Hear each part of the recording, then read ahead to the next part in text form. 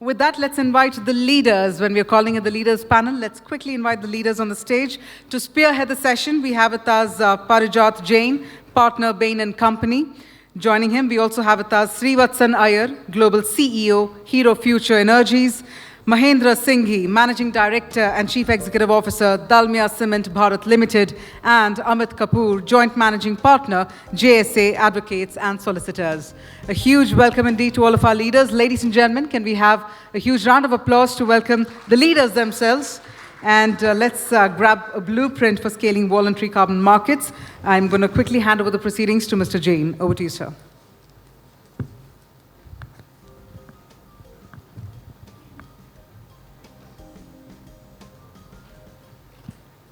Great. Thank you and good evening to all of you, and thank you to our panelists for making the time.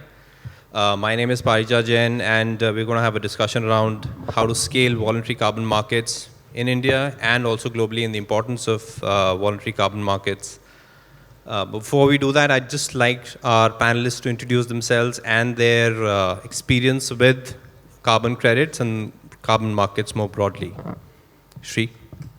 Thanks, Parijat. So, Shri Iyer, I'm with Hero Future Energies.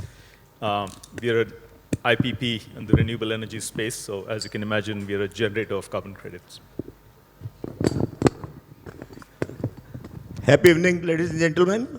This is Mahendra Singhi from Dalmia Cement, a company which produces one of the greenest cement in the world, having lowest carbon footprint, and at the same time, it's a UN global champion for COP27. Thank you. Good evening. My name is Amit Kapoor. I manage law firm J. Sagar Associates. My area of work has been largely in the policy and the regulatory space and legislations. And I've assisted companies like Hero and several other cement companies in the country. Besides, worked with the government on evolving the legal regulatory framework to try and incubate the energy transition, climate change mitigation measures, as also the blueprint or the roadmap for carbon market development. So happy to be here together. Thank you all. Before we get into the questions, it's for the benefit of everyone. The simplest way of thinking about carbon credits is it's an incentive transferring mechanism from one institution or one individual or one country to another. And it is used to encourage an activity that is, for the lack of a better word, planet positive or environment positive. And it can happen across any level. You as an individual can change something, you as a company can change something, you as a country can change something. And fundamentally, that has a way of generating carbon credits. So it's really cross-industry. You can generate carbon credits in agriculture, in industry, supply chain, logistics. It is a means of, again, transferring incentives so that you can take currently otherwise financially unviable steps to a more positive or a more earth-friendly set of actions. With that, I would like to begin with Mr. Singhi and to just give us a sense of your journey, Mr. Singhi, with Dalmia Cement, with carbon credits, and your journey of how you have reduced the intensity of energy in terms of generating and building cement within Dalmia Cement. Sure. Thank you. So, ladies and gentlemen, I think let us understand what is meant by carbon credits, like what Pratik has also explained. But in our view, it is one of the most efficient way of financing a non-viable project from economic sense, but the most viable project from humanity sense, from climate change sense. And this is how climate scenario developed Kyoto Protocol first, and there was a clean development mechanism in place. And in that, the carbon credit became understood, carbon credit became popular, and there were many, many projects in India, in developing countries, where this carbon credit projects can be and would have been developed, and the companies could implement various such projects where it was not viable, But because of the carbon credit which were being sold, ranging from, say, €5 or $5 to $25 or euro, many projects became viable. I was fortunate to have worked in a company and have developed a project in cement sector, which was first in global cement world, where we could bring down CO2 emission. We could use the waste material of power plant, which is fly ash. We could conserve the limestone, which is a mineral, we could bring down the energy consumption in that, and at the same time, it became a viable project for carbon credit. And that was a journey which we traveled in 2008 to 2011. And for your information, let me share that that company could earn at that time 45 crores rupees in rupee term. But at the same time, it became a very viable way of financing the project. Now, after this Kyoto Protocol has not been pursued by UNFCCC, there is a gap of maybe more than 8-9 years in which we could not create project for carbon credit. Good part was that in 2015-16, when Paris Climate Agreement was signed, as per Article 6 of the agreement, it was decided that, again, whole globe should develop international carbon market. Because of one or other reason, this could not be developed, but now it's quite possible that in COP27, which is to be held in Egypt in November, this international carbon market would come in place, and that would again enable the companies and the countries of developing world to create such project by which many, again I would say, economically unviable project can be implemented to bring down CO2 emissions. In India, there is a great history of developing such projects, and I'm sure the way our company could do it, our Dalmia Cement could do it. In fact, we have the carbon credits lying in place, but because of various reasons, Kyoto Protocol could not finance those carbon credit. Carbon credit, there is a voluntary market also, but in a very limited way. If you see in India, it's very limited. Reason being is that there is no compulsion to bring down carbon emissions, but at the same time, if you look at global world, you would find that there's a big voluntary carbon market, and more particularly in some part of US, some part of Europe. So voluntary carbon market may serve the purpose when international carbon market comes in place, as well when laws are formed, even in India also, which brings compulsion on the corporate companies to bring down their emissions or to cap the emissions. Now, from Dalmia Cement point of view, let me highlight that we knew that this is going to happen and this would happen in a year or 2 or 3. So we have already brought down our carbon dioxide emissions, and if I share with you that globally the average of CO2 emission per ton of cement may be 800 kg per ton of cement, and slowly we brought down it to below 500 level, which means that if certain caps comes, certain carbon tax comes in, then also our company would be viable, company would be more competitive.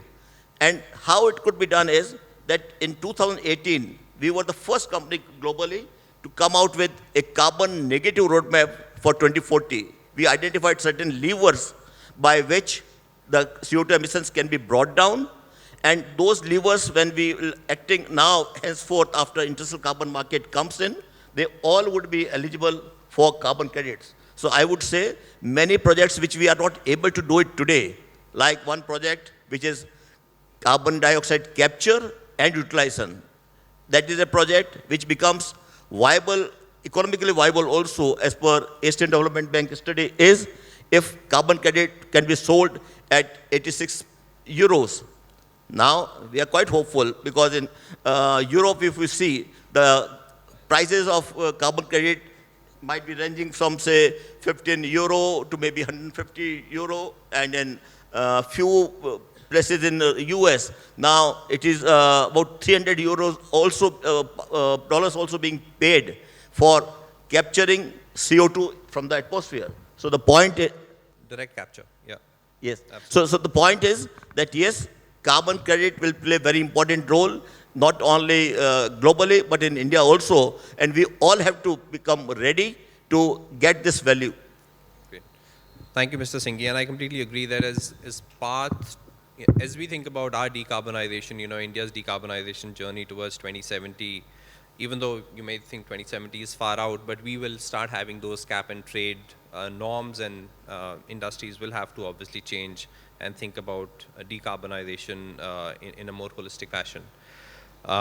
Shri, coming to you as you're generator of carbon credits, but in the broader decarbonization agenda, not just for India, but also globally, what role do you think carbon credits would play, and what you wish carbon credits should be doing going forward? Yeah, I think we heard from one of the speakers in an earlier panel, Satish Pai, that it's likely, at least in the near term, you're going to go to a place where you might be able to decarbonize up to a point, and then the rest you'll have to quote-unquote offset. Yeah. If you were to draw a fence line around Mother Earth, the offset has to be generated by somebody else, right? Because otherwise, on a net basis, we're never going to be net zero. So whether or not we believe that Mother Earth as a system can go to absolute zero or not, along the way in the transition, offsets are going to play a critically important role.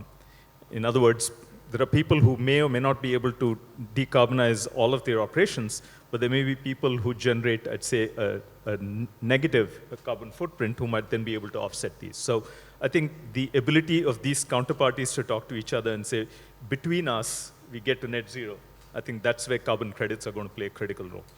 Now, the issue here is, I'd say, relatively speaking, relative to other commodities in the market, this is a new concept. So it suffers from, I think, all of the same factors that any other earlier commodity had. First is, there's very little standardization. You can generate credits from a number of different avenues. How do you standardize what constitutes a credit? How do you standardize the methodology to calculate how much that actually offsets? And thirdly, what's the monitoring and verification, right? I think these are the critical ones, and a derivative implication of that is, as long as you don't answer these first three questions, there's going to be limited liquidity in the market. And as long as there's limited liquidity, it's very hard for a marketplace to emerge where you have some kind of price transparency. So in the absence of all of this, it's going to be bilateral conversations. But if the bilateral, I'm sitting in India and somebody's sitting in the US, we may not know each other. We may not be able to transact with each other. And so it forms an inefficient marketplace. So in a nutshell, I think this is what, while carbon credits are going to be critically important, as a society, between governments and private sector, we need to solve for this to make sure that let's get this issue of standardization. That way a marketplace emerges, and bilaterally or in the marketplace, counterparties can interact with each other. Yeah. Well, thanks, Sri. And I completely agree that we definitely need the right accreditation and the right kind of attention to quality, so that a trust-based market clearing mechanism can be developed. And right now it's bilateral trades, which obviously feeds on information asymmetry, and therefore the large range of pricing that Mr. Singhi was talking about, right? Amit, I'll come to you as the lawyer on the group. Where do you feel that India is placed on this from a regulation perspective? Clearly, it's a nascent area, it's an evolving area, but you need to have what I would say a progressive regulatory framework for us to be able to scale this up. So I think the most important thing to remember is that we have to recognize and accept as a society. And I'm not talking of enlightened companies who've taken a step voluntarily. I'm not talking of individuals and organizations who have suddenly realized that there is a value to be had and move forward. I'm talking about consciousness in citizen. Because climate consciousness is something which is cross-cutting across all walks of life. Everything that you and I do, in a day, whatever we do, has a carbon footprint. And if the consciousness is brought in, that's where the pull factor, the demand will come. Because if I can accept and understand that when I sit by hand over fist and sit inside Delhi for 5 months in the year, when crops getting burnt, when my lungs and my kids' lungs are getting completely destroyed, when productivity is down, there is a price to it. That is not yet a national financial model. Unless we recognize the price of the negative externality, which we need to substitute, we will always falter on voluntary ideas. And that then becomes a very small set of people. So we need to first of all broad base it. The legal framework today, we have seen an amendment in the Energy Conservation Act. I have a bone to pick because energy is not the only contributor to carbon footprint. So we are fitting in square pegs in round holes. It has to go across. I think climate change ultimately has to be on a bracing, but it's a good move. At least we started. We started with the lowest hanging fruit. And right now it is just a facilitative framework, which is very good. You don't want to put shackles on it. But there's a lot of meat that has to be put around it. The rules of the market, what is the market? How do you define the product, as you said, standardizing? How do you value it? How do you price it? Is there a baseline which can be acceptable to an international player? Is there a predictability to that price? Can you test new models in a regulatory sandbox without the risk of huge uncertainty and the impact on the person? Can we give a way forward in terms of who all can participate in the market? Rather than the bilateral conversation, can we give it an open framework where people who can produce a neutral or a positive impact on this externality and therefore have something to trade, can go and put it out to those who are willing to? Why is it that in New Zealand it's $100, in US we are talking about up to 300? In India you're not talking of anything. Why are we denying ourselves when we could clearly be possibly one of the largest exporters, if not the largest exporter of the credits? We are denying ourselves the access to that market. So I think it's realization of that which has led to this. But this audience particularly, and I think this workshop that you've organized with ET, I think compliments to you all, needs to put the meat in the law. Right now it's just an overarching umbrella. So I think this is the time to define all of that and pick up from the international market, because we have actually had the benefit of some of them. Dalmia was one of the pioneers to try and sell Sri Cements and others and get some value.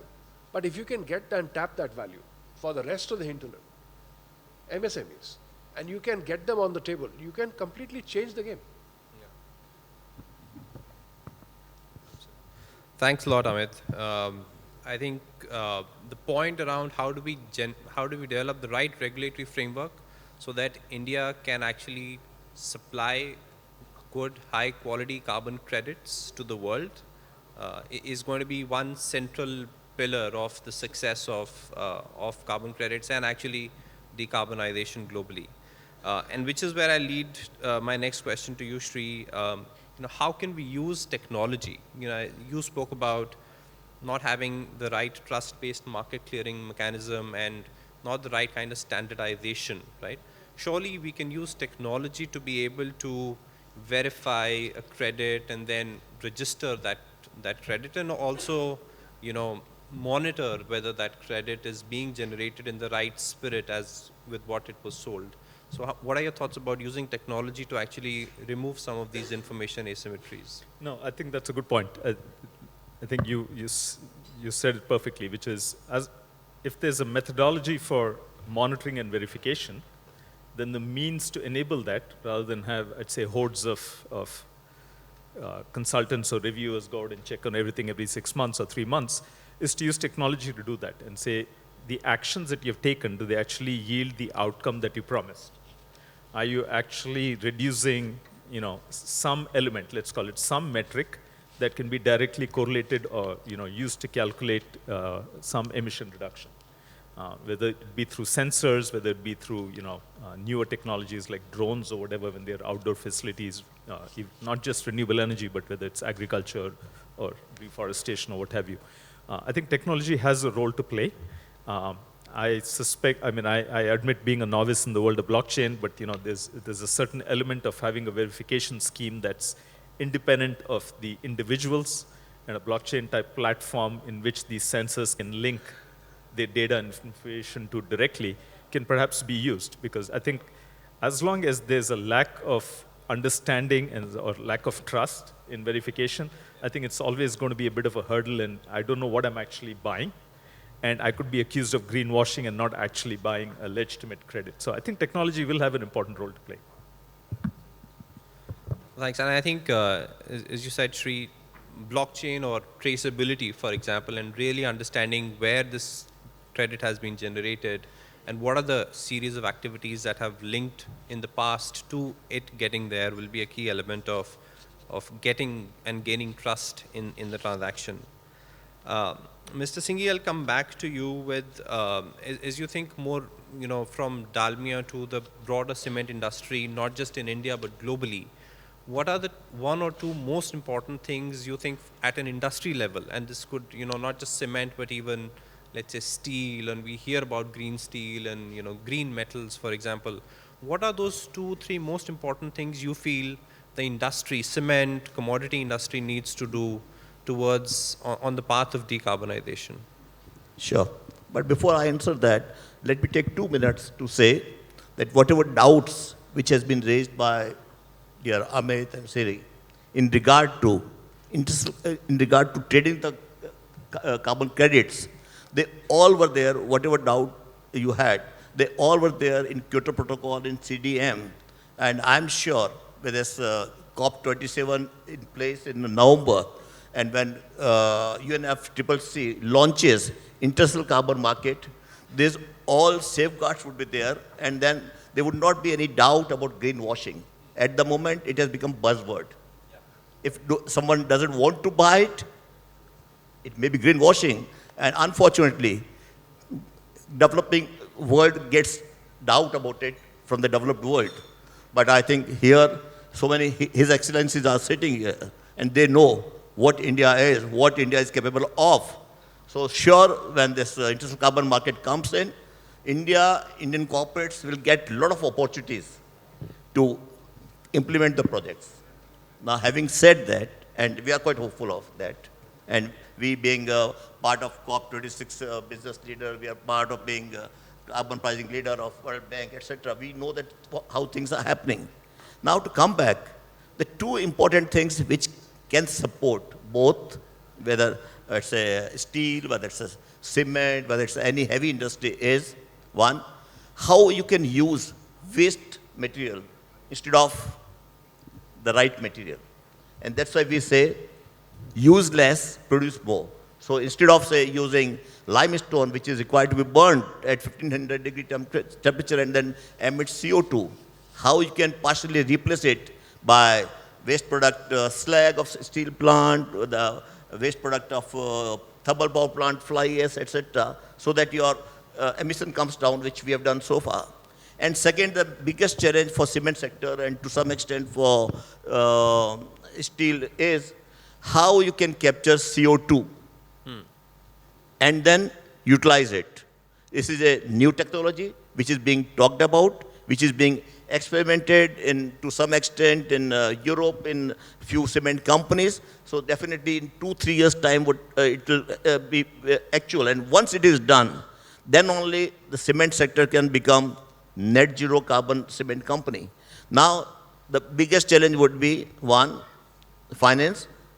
To some extent there may be answer from international carbon market, but at the same time collaborators would be required, partners would be required to use so-called the generated green carbon or green carbon dioxide. So these are the two major challenges which can be a good opportunity also for cement company to generate revenue and profit and at the same time bring down the carbon dioxide emissions. And this is what anybody can think of, that if they follow philosophy of clean and green is profitable and sustainable, then definitely the myth would be taken away that if we try to bring down CO2 emissions, then it will cost more. No. And particularly in cement industry, that was the motivator for us.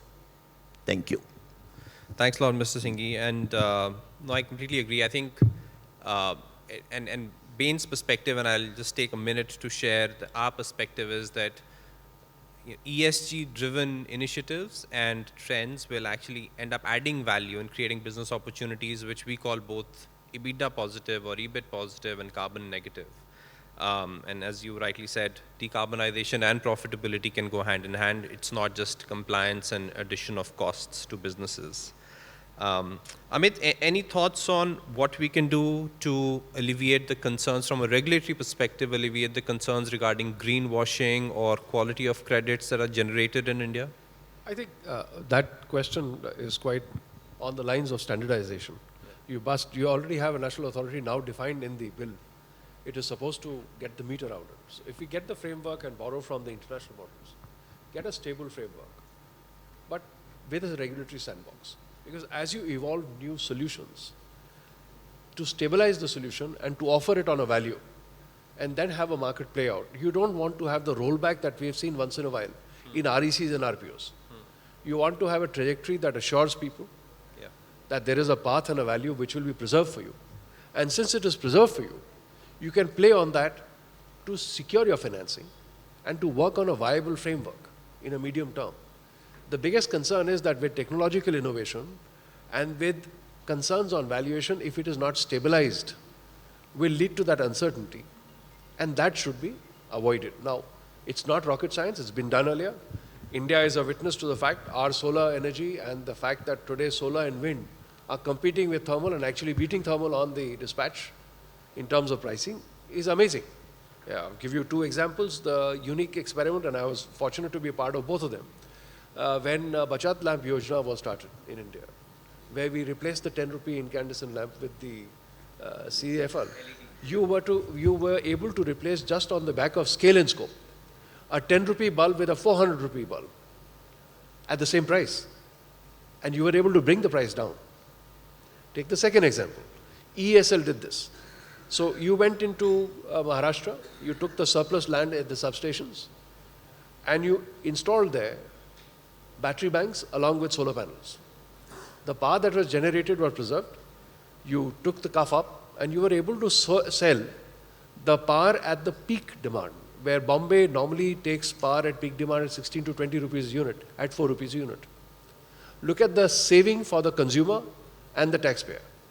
So there are many such things. EVs right now, the e-buses that have been sold out, where through CSL bid, you have been able to replace and place order for 5,000 plus e-buses to replace kerosene and diesel buses at lower price. So it is absolutely right that if you look at it and look at it positively and work out solutions, the valuations are such that there is a whole world to be explored. But if you give certainty to it in terms of accreditation, valuation, and a market mechanism of stabilization, if it's unpredictable, what we have with some of the e-scooters of late, that puts uncertainty. So we need to stabilize that technology. And I don't think there's a fault there. But when you import something from overseas, you have to stabilize for Indian reality. Once you do that, and you have a registry marking it and stabilizing it in terms of the base, you have a huge pathway. The pathways are incredible. I mean, you can't even imagine. We talk about a $2 billion market today, going to 200 billion plus in 2030. It's 100 times. But unless you are able to create this market and give it on the offering, we will not be able to leverage the technology and the finance. And so that's a low-hanging fruit for us to work on if we quickly get on to the solution of putting meat around the framework that's out there. No, great. The notification is saying time's up, but and thank you so much to our panelists. Yeah, Mr. Singhi, 30 seconds. Yeah, absolutely. Since it's a Sustainability Alliance meeting, so may I request all the audience to demand for low carbon products. Until unless we create demand for low carbon products, we will not be able to move in a big way on sustainability. Thank you.